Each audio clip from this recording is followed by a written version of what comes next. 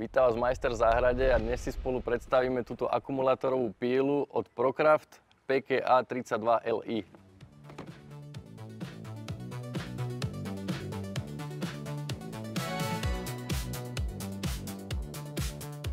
Ideme si ju spoločne rozbaliť a uvidíme, čo sa nachádza v balení. Píla nám dorazila v takomto kufríku. Nachádza sa tu samotná píla, baterka 20 V 4 A. 20 V? 20 V 4 A. Čo si? Nechápeš, čo? Náhradnú vodiacu lištu, krytku na vodiacu lištu, nabíjačku a náhradnú reťaz na väčšiu vodiacu lištu. Píla prichádza s nainštalovanou 15 cm lištou a s druhou náhradnou, ktorá má 20 cm. Píla má bezuhlíkový motor, takže nebude potrebovať nejakú častú údržbu. Napínanie a výmena reťaze a lišty je úplne jednoduché, nepotrebuje žiadne dodatočné nástroje, pretože vnútri obsahuje taký mechanizmus slimáka, ktorý tu reťaz sám naťahuje. Váha celej píly je 2 kg a je správne vyvážená nejak tak na stred, čiže vás neťaží ani moc dole, ani moc hore a je s tým pohodlnejšie potom píliť. Vďaka bezuhlíkovému motoru nám umožňuje aj tento rýchly stop, ktorý má takmer nulový dojazd. Napínanie reťaze prebieha úplne jednoducho, len predtým si dávajte pozor a vyťahnite radšej batériu. Reťaz máme povolenú a týmto žltým kolečkom ju máme krásne dotiahnutú. Iba to zaistíme a sme pripravení na používanie. Pred prvým použitím by sme si mali doplniť olej, aby sa nám reťaz pekne premazala. Výmena lišty prebieha úplne jednoducho. Odšrobuje sa tento vrchný šróbik. Vypadne nám celý tento kryt. Tu môžeme vidieť toho slimáka, ktorý doťahuje. Takto jednoducho vyberieme lištu aj s reťazou. Zoberieme si dlhšiu reťaz. Na lištu si natiahneme reťaz. Keď máme dole lištu, môžeme sa pozrieť, že tu nájdeme olejovú hadičku, ktorá nám vlastne premazáva reťaz.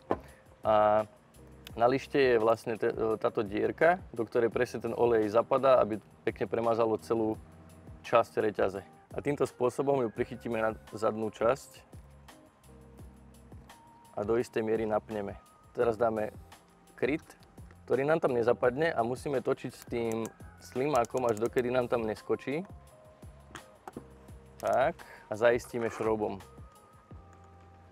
Môžeme vidieť, že táto krytka, ktorá tu bola pôvodne na túto lištu krátka, ale máme v balení dlhšiu, takže si ju môžeme tiež vymeniť. Pri našich záťažových rezacích testoch sme sa dostali na číslo 60 odpílených kusov, ktoré mali v priemere 10 cm na jednu batériu. To je celkom slušný výkon na túto cenovú kategóriu.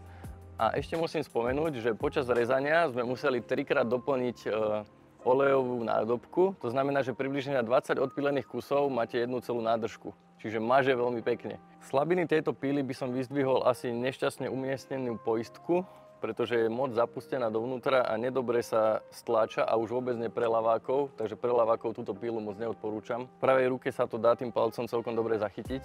Vyššia hlučnosť oproti konkurencii, pretože 90 dB už celkom počuť. Tá nádržka na olej by mohla byť trošku väčšia, ale sme radi aj za tú, ktorá tam je v tejto cenovej kategórii, je to veľmi vzácne. Ešte by som medzi slabiny spomenul, že keď ju nesprávne skladujete, tak vám môže olej vytiecť von.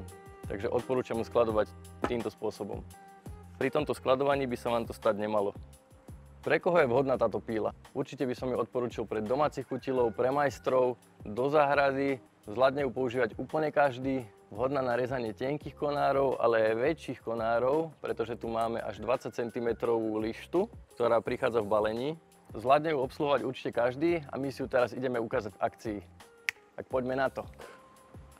Olejničku máme naplnenú a ideme si pozrieť teraz, ako nám maže. Musíme ju trošku nechať rozbehnúť, nech sa nám olej dokáže dostať do všetkých častí.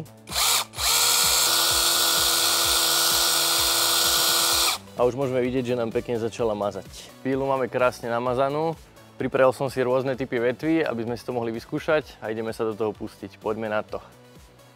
Začneme touto tenšou, s ktorou by si normálne bez problémov poradili aj tieto akumulátorové nožnice od Procraft. Ale my testujeme pílu, takže ideme na to.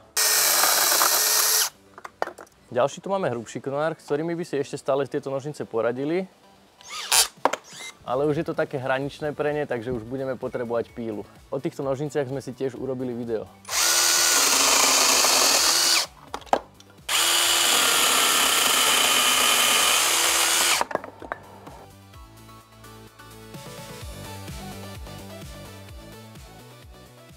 Ďalší máme asi tento 7 alebo 8 cm priemer, ktorým by táto píla nemala mať žiadny problém.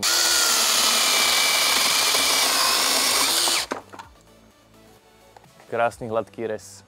Ďalšie tu máme palivové drevo, ktoré má približne 10 x 8 cm a ideme si ho spolu odpíliť.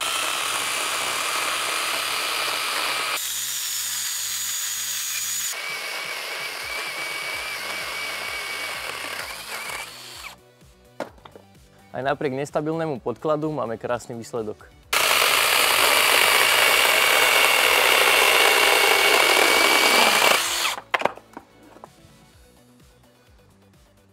Obrovským pomocníkom pri rezaní alebo strihaní môže byť tiež táto predĺžovacia tyč od ProCraft, ktorá sa dá vytiahnuť až na neuveriteľné 2 metre. Takže viete dotiahnuť aj na tie najvyššie konáre na strome. Tiež je kompatibilná aj s nožnicami, tak aj so samotnou pílou. Píla či nožnice sa nasadzajú veľmi jednoducho, stačí len nasunúť a je to hotové. Na vrchnej časti si dokonca viete určovať náklon, takže viete pracovať aj pod vyšším uhlom, čo je veľmi praktické. Rozširovanie sa robí cez túto poistku, ktorú treba odomknúť, rozšíriť na požadovanú dĺžku a zase zamknúť. Veľmi jednoduché. Zo spodnej strany sa veľmi jednoducho nasádza batéria a takisto má poistku, ktorú musíte stlačiť pri spúšti.